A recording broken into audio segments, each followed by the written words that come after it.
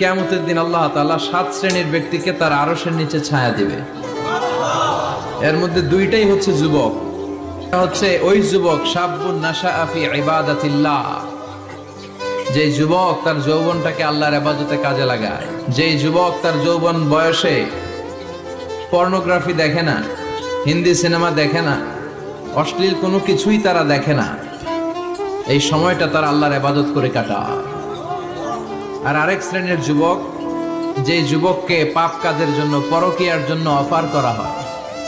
সুন্দরী মেয়ে তাকে অফার করে, দেখো আমি সুন্দরী, সুস্নিগ্ধা, অনন্যা, প্রিয়ংবদা, সুহাসিনী, সুকেশিনী, সুভাসিনী, অসূর্যম পোষা, মেঘ কালো কেশ, কাজল কালো চুল, হরিণের মতো ডাগর ডাগর আমার দুটি চোখ। কিন্তু যুবক সেদিকে ভ্রুক্ষেপ করে না।